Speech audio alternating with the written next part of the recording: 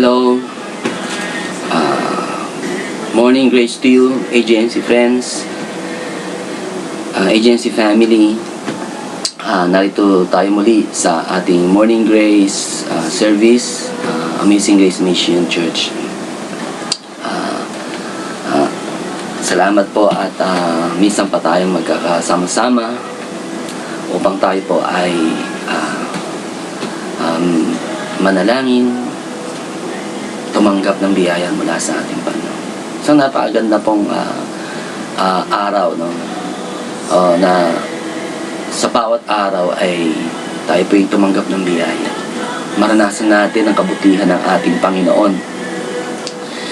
Dahil sa tuwing umaga pa lamang ay maranasan natin ang kabutihan ng Panginoon, maranasan natin ang kanyang kalakasan. I believe ang buong araw natin ay magiging masaya, mapayapa at matagumpay dahil naranasan natin ang pag-ibig natin. Amen. Sige po, bago tayo magsimula, tayo po'y manalangin. Aming Ama, maraming pong salamat sa araw pong ito. Thank you, Lord, for your goodness and grace. Thank you, Lord, for the desire that you have given to us, Lord. A desire, O God, Lord, to listen to your word, to pray, O God, Lord. A desire to know you more, O God, Lord. Thank you, Lord, na ikaw ay patuloy na gumagawa sa amin buhay, Panginoon. Aming Ama, sa oras pong ito, pinagkakatiwala po namin, O Diyos, ang araw na ito, Panginoon. Ang gawain ito, O God, Lord. I believe, Lord, you prepared something new, something wonderful, Lord, sa bawat isa po sa amin, Panginoon, aming Ama. And I pray, Lord, that you will give each one of us, Lord, the spirit of wisdom, O God, Lord, so that we receive a revelation, Lord, of your goodness, of your love, O God, Lord, of your power, of your ability, of your wonderful works, O God, Lord. Hallelujah. Thank you, Holy Spirit. You are our teacher, O God, Lord, who will teach us, who will lead us, O God, Lord, into all truth. Thank you for this day. Thank you, O God, Lord. In Jesus' name, amen, amen, amen. So, buksan po natin ang ating Bible sa Psalms 121. Psalms 121 verse 1 to 8. I will lift up my eyes to the mountains. From where shall my help come? My help comes from the Lord, who made heaven and earth. He will not allow your foot to slip. He who keeps you will not slumber. Behold, he who keeps Israel will neither slumber nor sleep. The Lord is your keeper. The Lord is your shade on your right hand. The sun will not smite you by day, nor the moon by night. The Lord will protect you from all evil. He will keep you. He will keep your soul. The Lord will guard your going out and going in, and your coming in, for this time forth and forever. Amen. Napakagandang pong chapter, no, na sinulat po, no, ni David, no, itong verse na to, no. Natanggap ko po itong verse na to nitong habang nagme-meditate po ako. Itong verse na to. Sabi rito, I will lift up my eyes to the mountains. From where shall my help come? My help comes from the Lord. Amen. Who made heaven and earth. Alam nyo, sa totoo lang, maraming panggagalingan ng tulong. Maraming source, no, ng tulong sa maaring kaibigan, katrabaho, pamilya. Maraming source ng tulong. Pero sa totoo lang, sinasabi po rito sa verse na to na na ang Panginoon, no, ang ating tulong. Amen. Nang tunay na siyang makakatulong po sa atin ay ang ating Panginoon. No? Siyang merong kakayanan, ability, and power. No? No? Ano man ang pangangailangan nating tulong. No? Dumadaan ka ba sa pagsubok? May problema ka ba? Marahil, no? Kasi pag may dumadaan tayo sa mga problema at pagsubok, marami na tayong iniisip kung sino yung lalapitan natin, kung sino yung mga pupuntahan natin para makahingi tayo ng tulong. Na marami na naglalaro sa ating mga isipan. No? Pero actually, sabi rito, kapag iniisip mo ang yung mga problema, kapag iniisip mo, no, yung sitwasyon mo ngayon, saan mo itinutuon ang iyong puso? No? Saan mo itinutuon, no, ang iyong mga mata? No? Sabi ni David, si David po, pag may problema siya, sabi niya, hindi ako nagtitiwala, hindi ko pinagtitiwalaan, no, ang aking kayamanan, hindi ko pinagtitiwalaan ang aking mga resources, no, kapag siya may problema. Sabi niya, saan manggagaling ang aking tulong? No? Sabi rito, where shall my help come? Saan manggagaling ang tulong ko? Sabi niya, my help comes from the Lord. Amen. Isang napakagandang pangako at napakagandang encouragement po, no, na ibinigay po sa atin ng Holy Spirit sa oras na ito. Saan manggagaling ang tulong natin? Amen. Saan manggagaling? Good news po, sa ating Panginoon. Amen. Bakit? Kasi po, siya po ang may gawa ng langit at lupa. Ibig sabihin, kung ikaw ay nasa imposibleng sitwasyon, kung ikaw ay nasa isang mabigat na sitwasyon sa oras na ito, amen, magala ka, dahil ang tulong mo ay manggagaling sa ating Panginoon. Hallelujah. Amen. No? Sabi nga ni David, no, sa isang verse niya, some boast, no, in chariots, some boast in horses, but I will boast in the name of the Lord. Hallelujah. Amen. Bakit? Kasi ang aking tulong ay ang aking Panginoon. Amen. Sabi niya rito, no, He will not allow your foot to sleep. He who keeps you will not slumber. Hallelujah. Amen. The Lord is your keeper. The Lord is your shade on your right hand.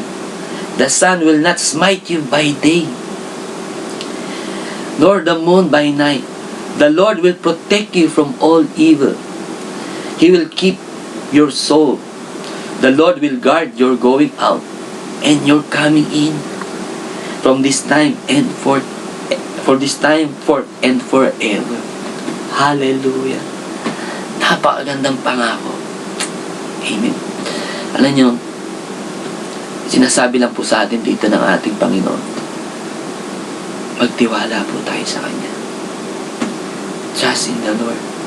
Believe in Him. Manalig ka sa Panginoon. Amen. Dahil ang Panginoon ang ating tulong. Tutulungan ka ng Panginoon. Alam niyo bakit ka tutulungan ng Panginoon?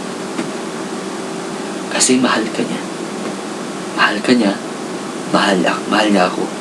Mahal na tayo. Amen. Tutulungan tayo ng Panginoon dahil mahal na mahal tayo ng Panginoon. And you are precious to Him. Amen. Mahalaga ka sa Panginoon. Amen. Kaya sabi niya,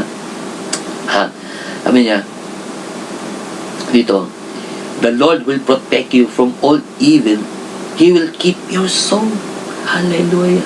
Iingatan niya ang ating kaluluwa. Hallelujah. Alam nyo, ang isang nagiging problema natin kapag may problema tayo nung dumarating, alam nyo, yung ating soul, yung ating kaluluwa. Alam nyo bakit? Kasi, dyan ay dadaan yung stress, yung negatibong emotion, takot, pangangamba, bigkatan, no? Sabi rito, kapag tayo nagtiwala sa Panginoon, kapag tayo lumapit sa Diyos, amen, no? Na siya ang iyong tulong, no? Ang sabi po ng ating Panginoon, He will keep your soul. Papayapain niya ang iyong puso. Amen. Sa oras mong ito, ano pong kalagayan na dinadaanan po natin? Ano mang sitwasyon na dinadaanan natin? Ang good news po, the Lord is our helper. Amen. The Lord is our helper. He will help us. Tutulungan niya ako. Tutulungan niya tayo. Iingatan niya tayo. Sasamahan niya tayo. Amen. Ano pa ganda rito? Sabi rito sa verse 8. The Lord will guard your going out. Hallelujah. Amen. Going out and you're coming in. Hallelujah. No? Iingatan daw tayo ng Panginoon saan man tayo magpunta. Sasamahan tayo ng Panginoon, no? Pagpasok natin sa kaisa ngayon, ang good news po, ano? Sabi niya, He will keep you, no? He will guard you. Ano, sa pagpasok mo sa kaisa, sa trabaho, saan ka man pupunta ngayong araw na to. Ang good news po, sasamahan ka ng Panginoon. Iingatan ka ng Panginoon. Hallelujah. At sa pag-uwi mo, amen, sasamahan ka uli ng ating Panginoon. Amen. Yan ang ating Diyos na napakabuti. Amen. Ay sabi niya, no? Where shall my help come? My help comes from the Lord. Amen. So, whatever situation, no, we are facing today, amen, ito po lagi nating bibigkasin. My help comes from the Lord. Itong nakaraan po, no, na pangyayari po, no, yung aking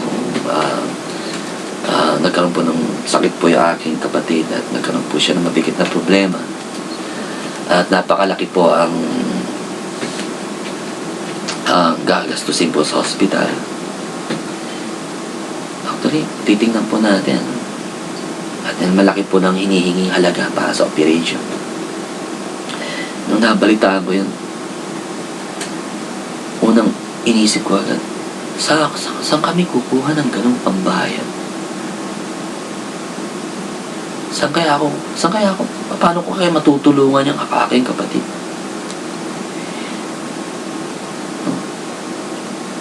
Alam niyo po, pinayapa po ng Panginoon ang puso ko. At ito po ang verse na ito. No, ang siyang naging patotoo sa buhay namin. Itong araw na to, itong week na to. Where shall my help come? Where shall your help come?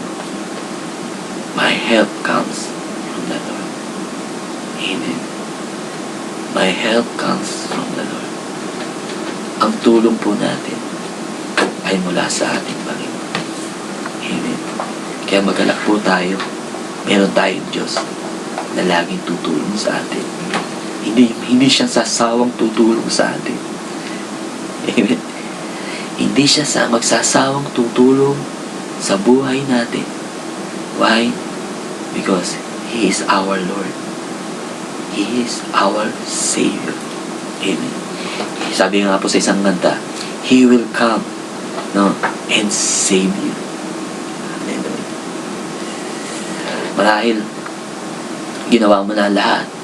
Nilapitan na natin ang mga kaibigan natin, kung sino-sino na nilapitan natin. Saan na tayo pumunta, no? Para makahingi ng tulong. Bagamat may tumulong, pero hindi pa rin natugunan yung ating problema. may good news ako sa iyo. Amen. Tutulungan ka ng Panginoon sa iyong problema. Jesus is the answer. Jesus is the answer. He will come and save you. No? He will come to help you.